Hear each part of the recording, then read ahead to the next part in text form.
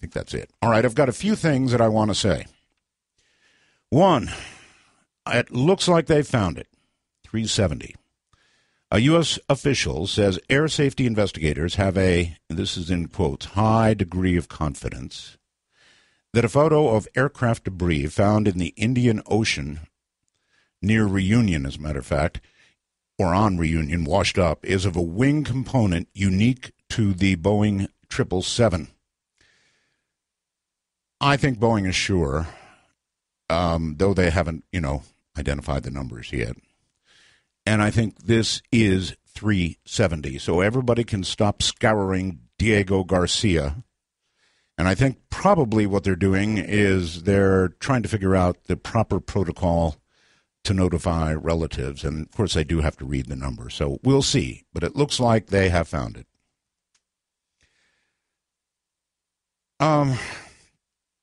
This goes to last night's show, and I want to read it because I really think it does go to last night's show. Back in 2001, as part of Stephen Greer's disclosure project, you know Stephen, right?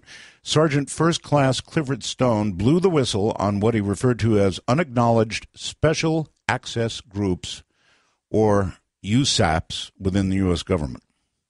Programs like this are commonly referred to as black projects or deep black programs, and they are of an extremely covert and secretive nature. Of course, unacknowledged special access programs are said to be highly compartmentalized, something I mentioned the other night, right?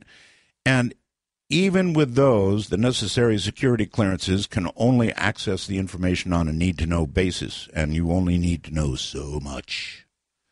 They're hidden from public oversight and accounting. In other words, no watchdog committee watches over them. And they probably consume, for example, in 2013, Edward Snowden leaked secret government documentation that proved, A, they do exist, and B, we spent about $52.6 billion toward those operations in 2013. So that all goes back to last night's show. $52.6 billion. How many doctor's appointments would that be? And now something, by the way, coming up, of course, we have a guest tonight. Eventually, we will be getting to him. Preston Dennett is my guest, and this may interest him. It interested me. He talks about ghosts. This comes from anomalous.com. A lot of good things do. There's something notable about males and violence in real life, right? How many times does somebody walk in somewhere and start shooting? Usually it's a guy. But there is something notable about them. Afterlife. There's a study conducted by somebody named Eldonur Haraldsson, I believe it is, a psychologist at the University of Iceland, of all places, of 337 cases of people who have reported encounters with the dead. Quite a survey. The apparitions were mostly males, and it's where the cause of death was known. And in 30% of the cases, the person had died violently. That may not sound very significant. It's 30%, right? But the percentage of violent deaths in the study during the relevant time period, studies of reincarnation cases, most notably by the late Ian Stevenson, show the same pattern of mostly males being involved again and again and again. So, I guess mean in this life, mean in that life. And then there's no way I can let Cecil go without comment. Cecil the lion.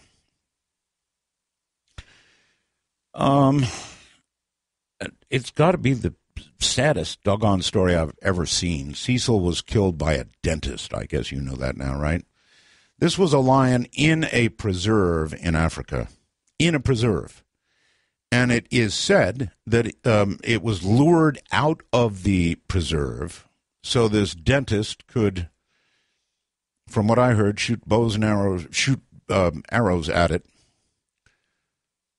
And then I guess it was up to like 40 hours before poor Cecil, loved by many and tagged, by the way, died. It took him a long time to die. So this guy could have his people lure him out and shoot him. And the public is really ticked off. I mean, really ticked off. Now this doctor has sort of just disappeared. I don't blame him. Everybody's after him. He's much hated. But it's just really a sad story if you could see this lion. My goodness. If anything will bring you close to crying, that's it. I have cats, as you know. Recently lost my Yeti. Oh, God, that was hard. But so Cecil's nothing but a big cat. Really big cat. Was a really big cat till the dentist shot him. So that's a big deal. And then there's one final item, and then we'll break. And that is, I discussed this the other day. I brought it up. It's the cube. I don't know why I'm stuck on the cube, but I'm stuck on the cube. And I asked Keith to bring it to the top of the website, which he did. But then he thought I was done with it, and I was just going to discard the cube like it was nothing. And so he eliminated it from the website. And I called him today and said, Keith, where's the cube? I thought you were done with it. No, I'm far from done with the cube. And I'm going to discuss this with our guest coming up. No, I'm not done with the cube. I would like you all to go there and look at it if you get a chance. These are still photographs taken, I might add, by many people. That's really important. Taken by many people. So please go take a look at it. And I think this is something serious. Maybe I'm wrong. Maybe I'm fooled. Maybe I am a fool. But it's being discarded by much of the UFO community. Why? Because, well, it's a cube. And I think that is a tragic, serious mistake on the part of ufology. Now, maybe it's some cube balloon or something. I don't know. But it's really odd. It doesn't belong. It certainly doesn't belong popping out of a cloud. Here's my thinking. Who are we to say that a UFO has got to look like a flying saucer? I mean, isn't it just silly to say that? For all we know, UFOs are invisible. Or UFOs are cubes. Or something else that doesn't make sense. I think this cube is extremely mysterious, real because many people got photographs from different locations. And it started me thinking, well, ufology seems to be sort of dismissing this, and I think it's because it's not a saucer. How could we possibly know how they think? How could we even guess what they might build? Isn't that rather, what's the right word? Egotistical of us, or earth-centered of us, or human-centered of us to be doing? I think there's something really there. And because it doesn't look like what we imagine, doesn't mean it isn't worth our attention. Go to artbell.com. You'll see it at the top. And you can hear the comments of the people. Well, all right. Coming up, Preston Dennett began investigating UFOs and the paranormal. Tonight, we're not going to concentrate so much on UFOs. Well, a little cube talk at the beginning. And then out of body. And maybe some ghosts. Anyway, he started all this back in 1986 when he discovered that his family, friends, co-workers were having dramatic and unexplained encounters. Since then, he's interviewed hundreds of witnesses, investigated a wide variety of paranormal phenomena. He is a field investigator for the MUFON UFO Network, a ghost hunter, a paranormal researcher, the author of 17 books and 100 articles. Wow.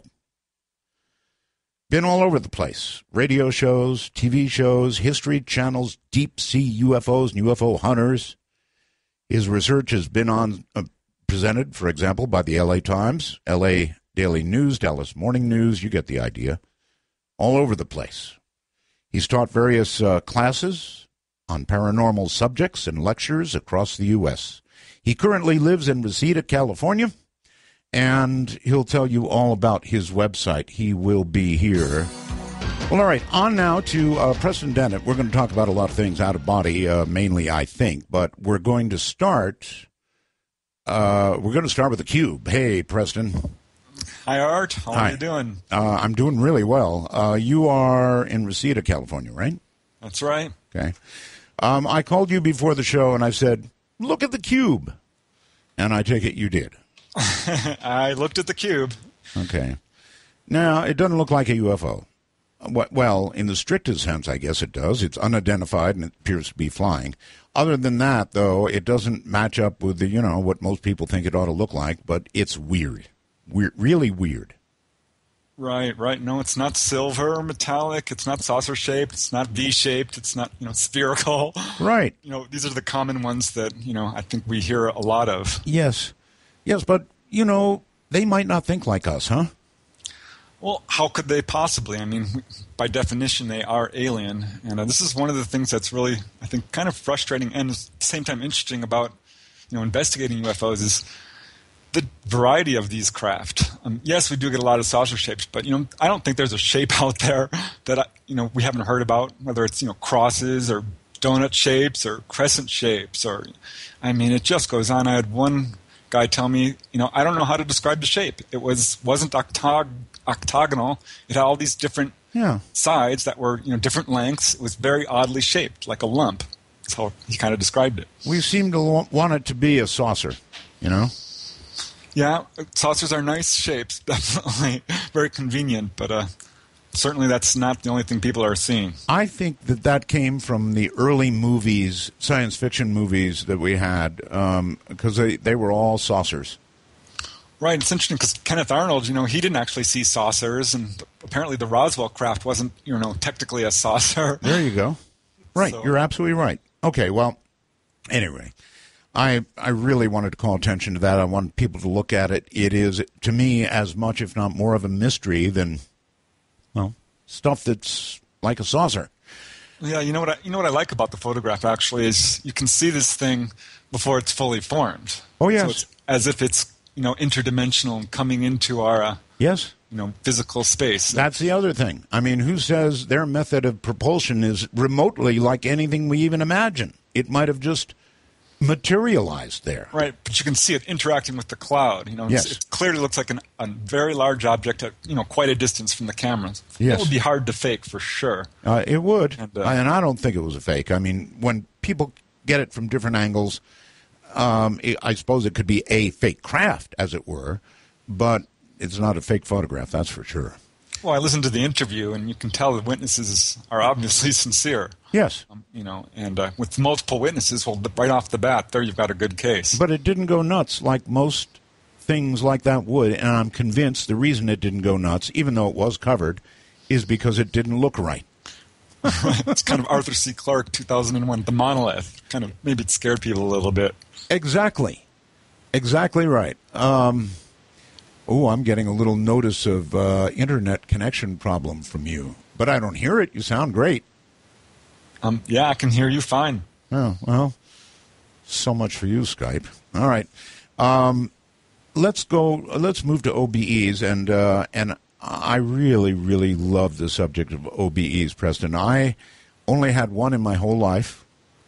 It happened when Ramona and I went to Paris, France, and it was amazing, Preston. I had been asleep.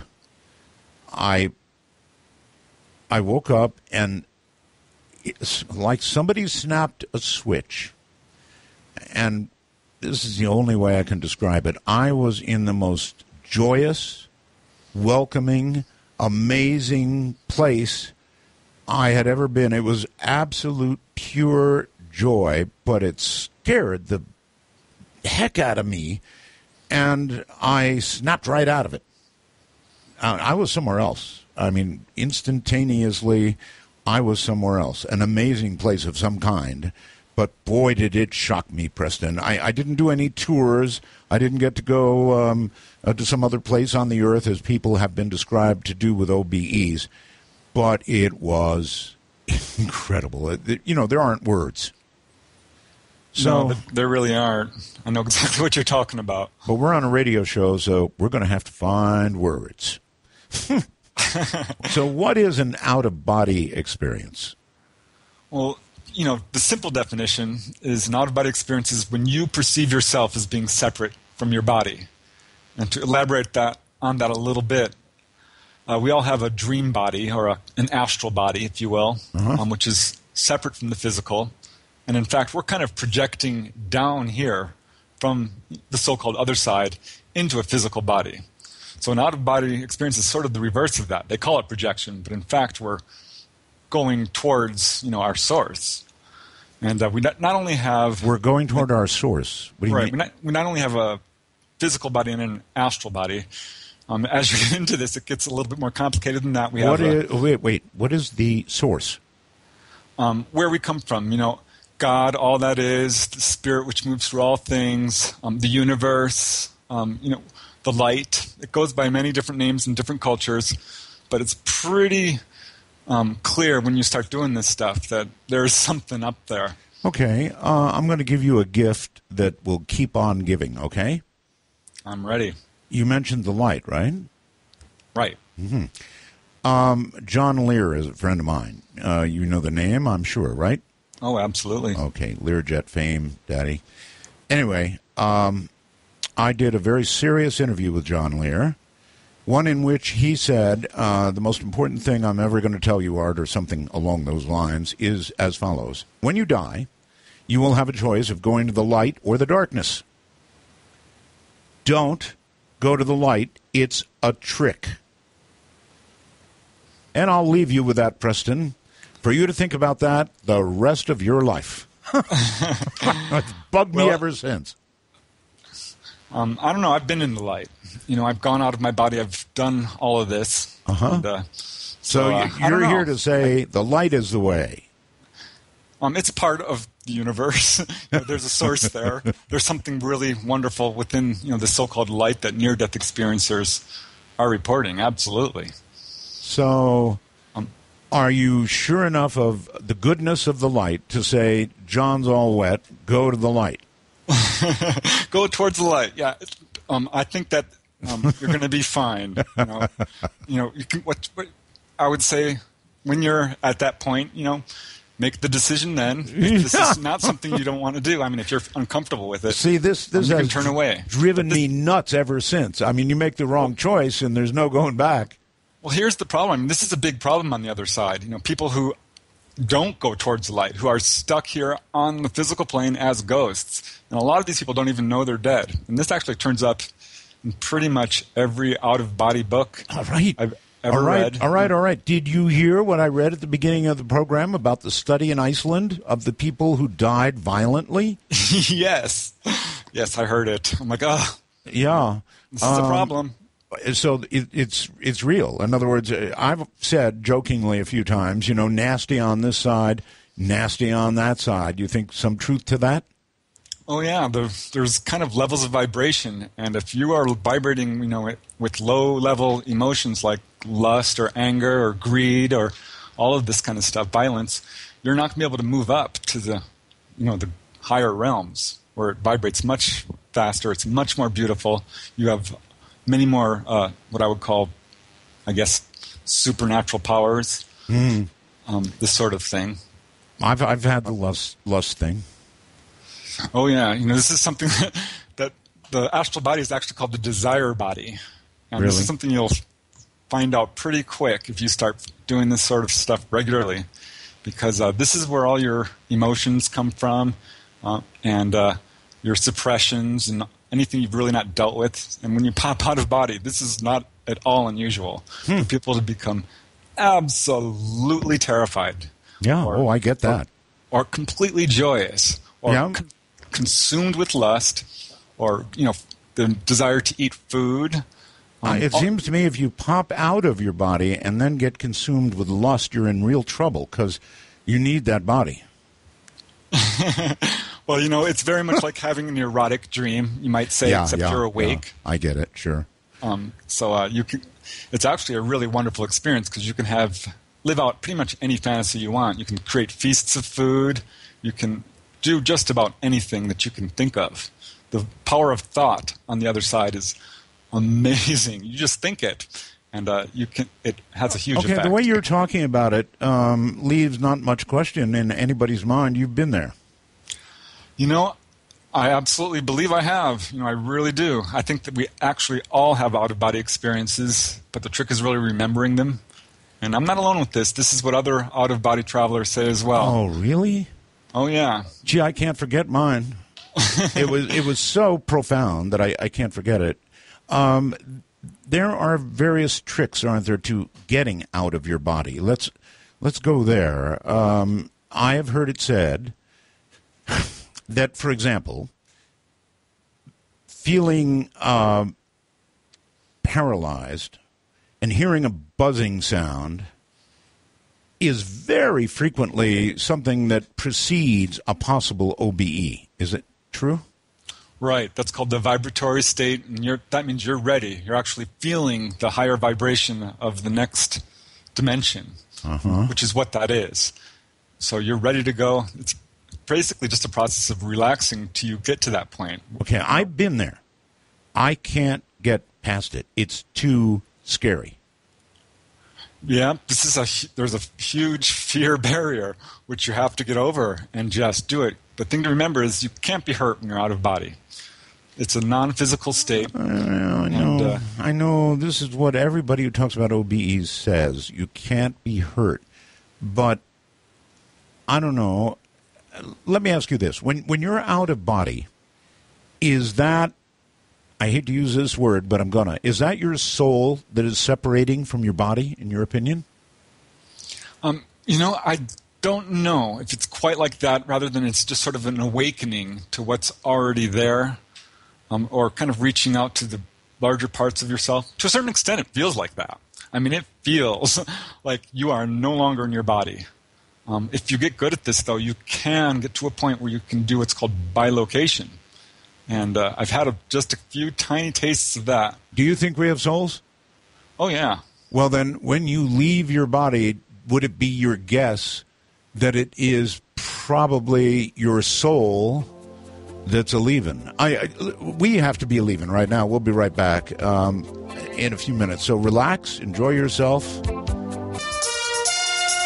For Dark Matter News, I'm Leo Ashcraft. If anything unusual happens to you on Friday, you'll have the right to say it was once in a blue moon. The July 31st appearance of the month's second full moon will be the first such occurrence in the Americas since August 2012. Every month has a full moon, but because the lunar cycle and the calendar year aren't perfectly synced, about every 3 years we wind up with two in the same calendar month. But Earth's satellite will most likely not appear blue at all. Typically, when a blue moon does take on a bluish hue, it is because of smoke or dust particles in the atmosphere, such as occurred in a volcanic eruption in 1883 when the Indonesian volcano Krakatoa erupted, spewing so much ash into the atmosphere that the moon took on a bluish tinge for years, night after night.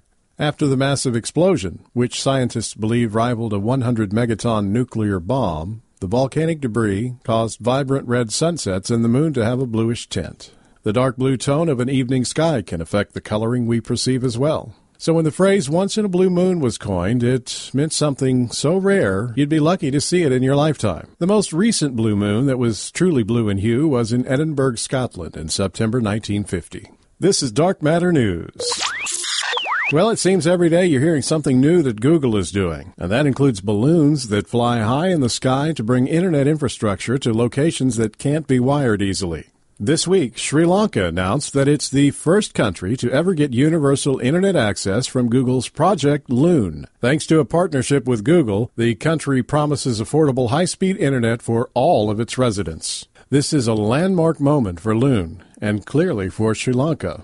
Project Loon balloons float in the stratosphere, twice as high as airplanes in the weather. In the stratosphere, there are many layers of wind, and each layer of wind varies in direction and speed. Loon balloons go where they're needed by rising or descending into a layer of wind blowing in the desired direction of travel. by partnering with telecommunications companies to share cellular spectrum. Project Loon allows people to connect to the balloon network directly from their phones and other LTE-enabled devices. The signal is then passed across the balloon network and back down to the global internet on Earth. Project Loon began in 2013 with an experimental pilot in New Zealand, where a small group of Project Loon pioneers tested Loon technology.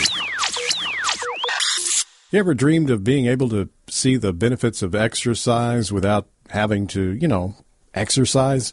If so, research from Britain's University of Southampton published this week gives a glimpse of what may be possible in the future. Ali Tabasoli, a professor of chemical biology, and Felino Kagampang, an associate professor in integrative physiology, reported that they had synthesized a molecule that acts as an exercise mimic by tricking cells into thinking they have run out of energy. Dubbed Compound 14, the new molecule does this by triggering a chain reaction of events in the cell. Compound 14 inhibits the function of an enzyme called ATIC, which plays a central role in insulin signaling in the body. That in turn leads to the buildup of something called ZMP, known as the master regulator of metabolism in the cells. It's ZMP that makes cells think they have run out of energy and activate the cell's central energy sensor, which is known as AMPK. The cells compensate by increasing their glucose uptake and metabolism, changes that typically occur during exercise and that lead to weight loss. The researchers said their next step would be to examine the effect of long-term treatment and how it works to improve glucose tolerance and reducing body weight. So maybe, just maybe, this is some good news for those couch potatoes out there. Sit on that couch and watch television and lose weight at the same time. For Dark Matter News, I'm Leo Ashcraft. We're talking about an oasis for the soul, perhaps, with Preston Dennett right now. We're talking about out-of-body experiences. Preston, welcome back. Hello. Hello. Okay, so I was talking about or asking about the soul, whether you thought the soul left the body when you leave the body. Right. Well, some people do call it soul travel. I really don't know. I'm kind of just telling you what I experienced. And, that's fair. So I can't really say that this is my soul, but I do feel like you have a separate body, a dream body, which has actually these amazing abilities, such as flying. Flying alone is worth the price of admission for doing this thing. Oh, yes. Oh, flying. Oh. I'm so into flying and just sort of floating and flying around the buildings and the lakes and the trees and the forest. We all kind of want to do that, and how cool it must be. And you're claiming you have done it. Right. Walk through walls, visit distant locations. I think a lot of people have had flying dreams, and this is a real close indicator that you're, close to remembering what's going on at night. We're all having these experiences each night. How do you know whether you're ready to walk through a wall? Well, you try it. It's a little disconcerting, I have to tell you at first. You're like, all right, I'm going to do it. Boom. And I have to tell you, it took me over a year to keep my eyes open while doing it. And really? I wouldn't fly through telephone wires for a really long time just because, I was a little bit nervous about it. So you really, you swear on a stack of somethings that you've walked through walls? Absolutely. It's a remarkable experience. You can actually feel it. That is so cool. And brick is like a different texture from wood. Wait. Describe it. You said you can feel it. If you walk through a wall, never having walked through one, tell me, what does it feel like? Well, it's hard to describe, but you can feel the surface of the material, whether it's rough or smooth. Like brick is kind of grainy and rocky, and you can feel it right through your entire body, by the way, through your arms and legs. Wow. And which is different from wood and smaller, thinner substances like glass. I know words are hard for this. Let me try this. Is there any difference in the resistance of wood going through a wall and, walking through a brick wall? Yeah. Wood's easier, glass is easiest, and you kind of pop out. It's like going through a bubble. And you feel a little tug, and boink, you're out. Oh, that's cool. And, there's been times I've walked into walls and boom, hit it. I really appreciate your being able to describe this. It's awesome. I've always wondered what it would feel like. And you're saying there is a difference. And you said with glass, it's kind of like a little, and you're through. Right. How cool is that? But you can reach a point, where you don't actually feel any of this if you're vibrating at a really high frequency.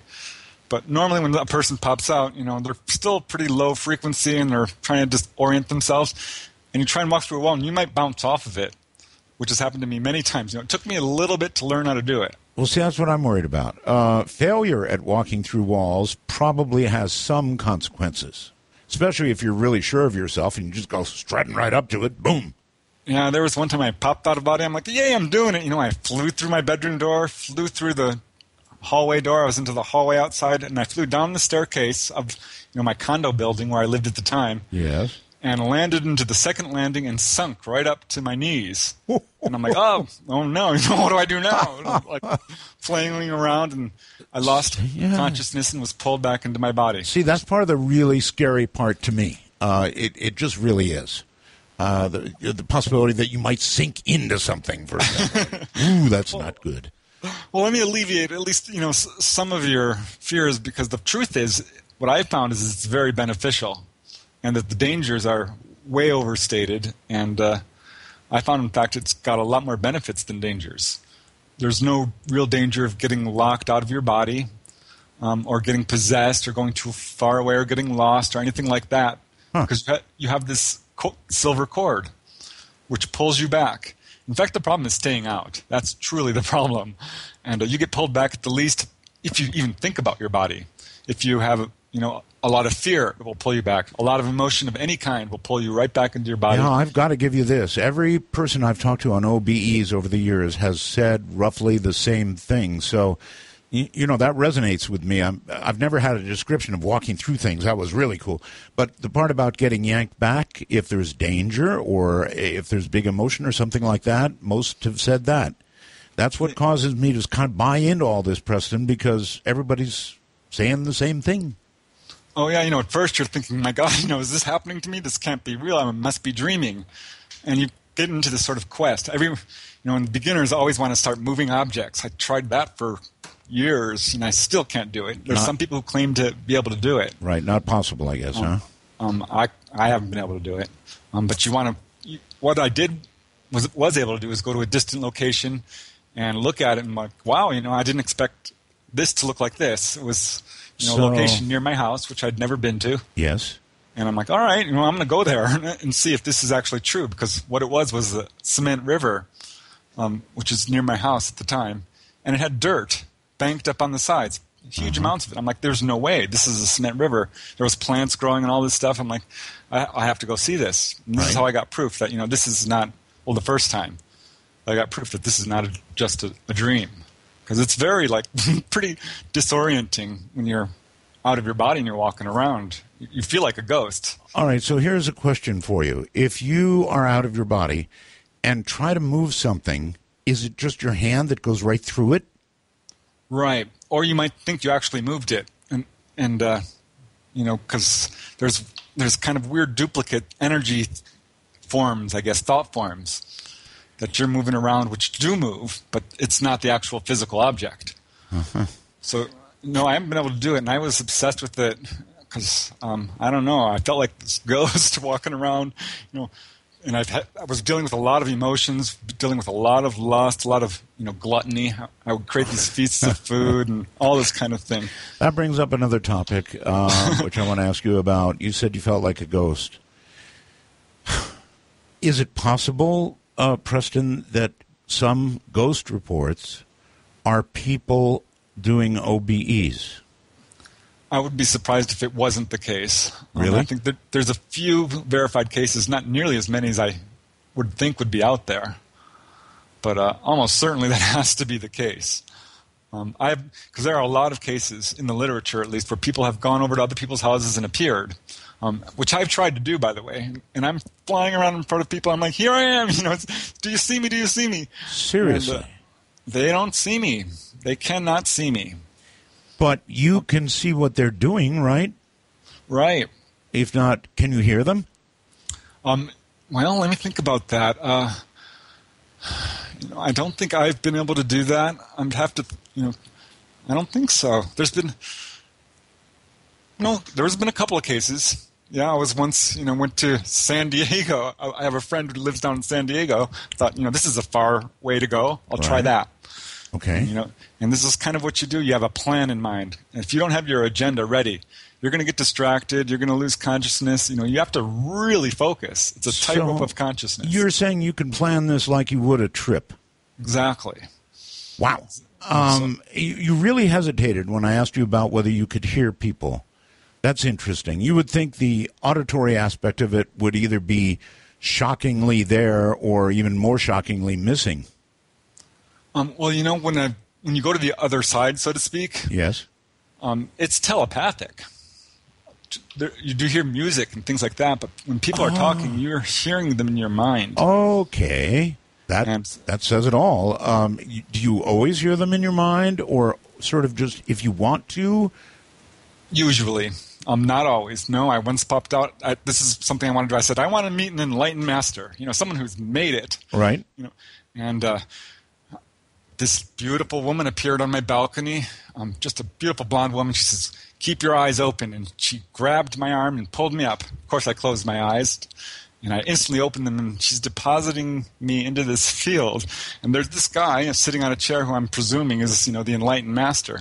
Right. And he gives out this one weird sentence, which is what they do, these kind of koans or poems or something, little riddles. And it's really interesting what he says. He says, when you do something, do it absolutely. And he said it out loud, and he was punctuating each word. So it was an odd sentence for sure, which has hidden meaning to it, which I could talk about. Sure. The whole thing is just so astounding to me. How many times, Preston, have you done this? I mean, is it so many you can't count, or what? Well, I probably could count it, but it's got to be in the thousands there, consciously. I think, again, that's a trick question. Yeah, I don't mean it to be. I don't mean it to be. I really don't. I'm so curious about this, and of course, people are going to come forward and they're going to say, "I want to do this so badly. How do I do it?" Right. Well, for one thing, there's no real qualifications. All you need is the desire and the time to do it. You need to be open-minded enough to do it. Put in the discipline. I don't think there's any link to physical health, because some people who are really good at this have ill health and others are very healthy. And there's no real dangers, as I was talking about earlier. And the only real obstacles, I think, are that people are skeptical about it, or they're scared. Or okay. All right. They're lazy. I'm going to pin you to the wall here. You said there's no real danger, and I've had other people say that to me too. So here's the question that I need an answer to. How do you know that some people who have left their body on this excursion into Joyville, wherever it is you're going, didn't have the cord snap, and we now regard those people who left us in such a way as having died in their sleep? I mean, right. No, I can definitely speak to that. There is one case, supposedly where something like that presumably did happen, but it was only one. It's kind of what I would call an outlier. And one person did tell me that they had a similar experience. A friend of mine says it only takes one white crow to prove there's white crows. These are statistically insignificant, though. Well, when you look at the hundreds and hundreds and hundreds of cases of people who are doing this, there are just a very small residue. Flying is safer, I know. And and anyone can do it. It's absolutely easy to do. All right, let's go back to this one that you know of, this outlier you called it. Right.